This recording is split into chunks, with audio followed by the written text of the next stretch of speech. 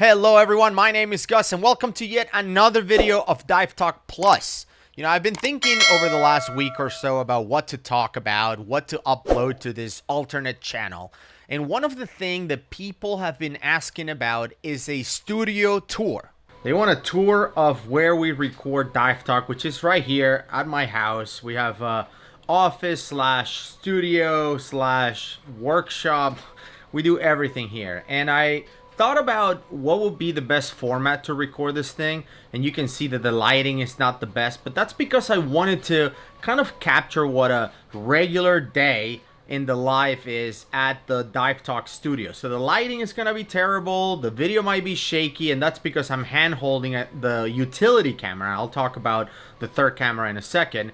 And I just wanted to show you kind of what the studio looks like on a regular day. You've heard Woody making mentions of the mess in the studio, so I contemplated, like, do I clean everything up and make it look like everything is gorgeous every time you come in here? And I decided not to. I decided I'm just gonna record the clutter just like it would be if you came here on a day, if you get invited to be a guest on the show or whatever. This is what it is. We don't clean the studio. It kind of reminds me of like the Casey Neistat studio in New York. Like there's stuff everywhere. Everything is kind of functional. Like nothing is just trash.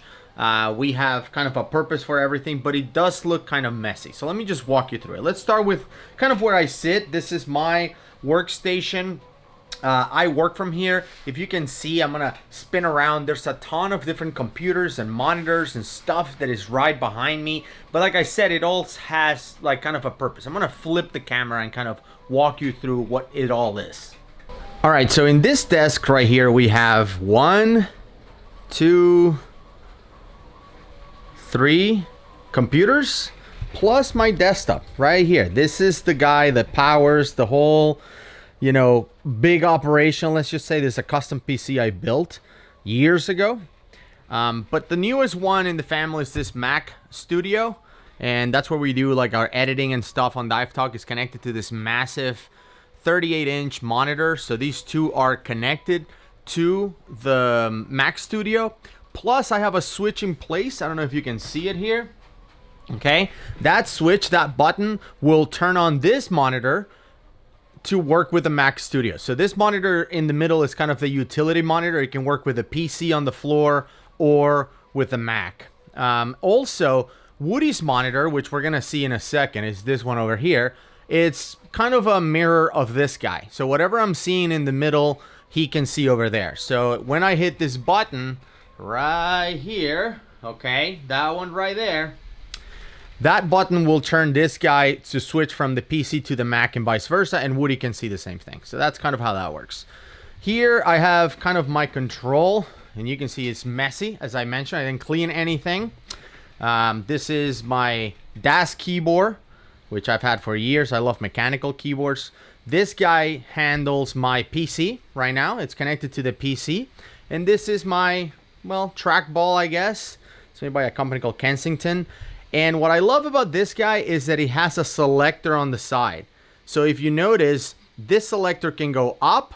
And when I go up, it handles that computer, that Lenovo right there, which is also connected to this monitor up here with, you see the studio and you can see me in there.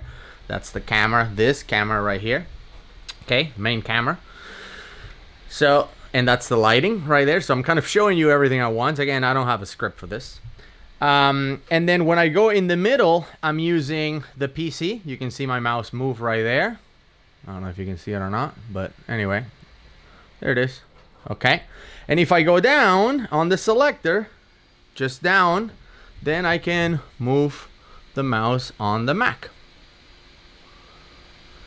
This, by the way, is wire right now, but is battery powered. So whenever I'm editing on the Mac, I actually disconnect it and move it here because this is the keyboard for the Mac. So I'm trying to minimize how many like mice and stuff I have on the desk. That's why I only have this one that handles like all the computers. So here's the audio management. This is where we have everything connected. I am track number 2. Okay. And Woody's track number 3. And our guest is track number 4.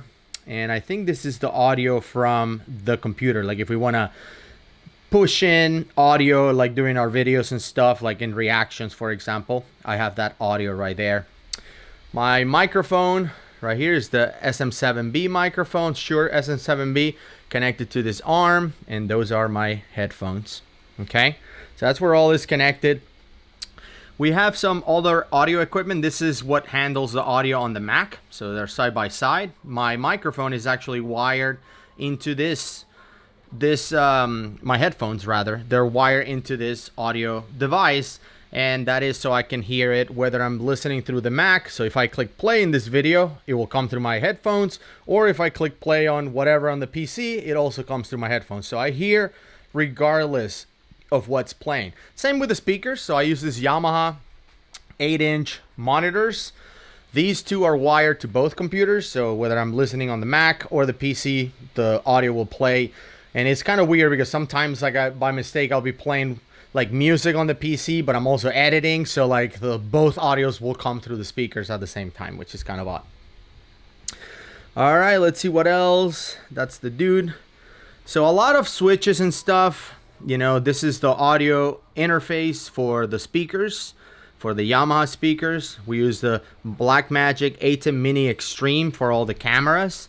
So Woody's camera number 1, and I'm number 2. 3's the screen. So if I need to share this in the video, for example, sometimes you will see me that I navigate like, oh, let me show you this on the computer. That's number 3. And number 4 is the utility camera. You can see it right here also, called utility. Okay, that is the overhead. So whenever we shoot overhead or we have a guest, is the camera that I'm holding, that will be the utility camera. So that's number 4. Okay, so let's see, let's move on through here. There's a bunch of stuff. So this is the stuff you don't get to see, like the mantle. I do have a fireplace in here in the studio. I never use it because with so many electronics, it's super hot in here. But you can see these are mementos and things that people have sent us, or awards that I've won at work. Those 2 baseballs I caught at the Braves game. You know, either from, I think one of them I caught from a home run, and the other one I caught because Dansby Swanson, who plays shortstop, who used to play shortstop for the Braves, he threw it to the stands after the inning was over, and I caught it. But yeah, so like my Abe Davis award is there. Our silver button from YouTube is there. The Go rebreather prototype, the very first one, it's there.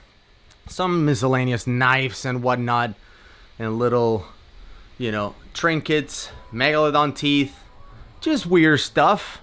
First time I visited South Africa, I bought this cricket bat. I've never actually used it. I like baseball, so I figured, why not? I'll use it someday. And my Springbok right there, the mascot of the South African rugby team. I used to play rugby. Our 3D printer. It's normally not printing, but right now we're cranking up some arrows, as you can see. So we're printing that. And all the different stuff for the 3D printer. We do have a clock in the studio, and when we're recording, that right now is the time and date, but it transforms into a running clock, so I know how long we've been recording. I just glance from my desk over there, and I can see the timer. Really easy. Picture of my favorite athlete of all time, Ayrton Senna. He used to be a Formula 1 driver, and he's huge inspiration for me. And that's the second seat. People didn't know that there's 2. That's Woody's seat, and this is our guest seat, or bags, hats, whatever it's in there. You can see the lighting for the guest and the microphone for the guest. And this is where Woody sits. So let me show you kind of his workstation here. Let me sit in this chair. I normally don't sit in it, but here we go. So that's his monitor. This is what he uses to watch like the videos we're reacting to and whatnot. And this is his audio interface. So notice that his headphones are plugged in here, and he can control his own volume. So, you know, we can, you know, have different volumes. So this is him, and this is our guest right here. So we typically have him muted. And then when we have a guest, which we have one recently, Gareth Locke stopped by the studio, we unmuted, and then he can control his own volume here. So we can have up to 8 guests in the studio We do have enough cameras if we had to wired it, but we don't have a whole lot of space. The biggest episode we've done was 4 people at the same time. This is the keyboard that Woody can use to pause and navigate around as well, and well, some paper towels because he does drink coffee, and we've had some incidents in the past. Headphones right here, and this is the guest headphones, which is pretty good. Again, more mess, hats, tools, all kinds of stuff. Crazy hats from Woody. Have an air purifier in here. And this is the Woody's camera. So he uses a Sony A9 II. And it's always mounted. I made this mount into my safe. This is a mount that I made with magnets and stuff.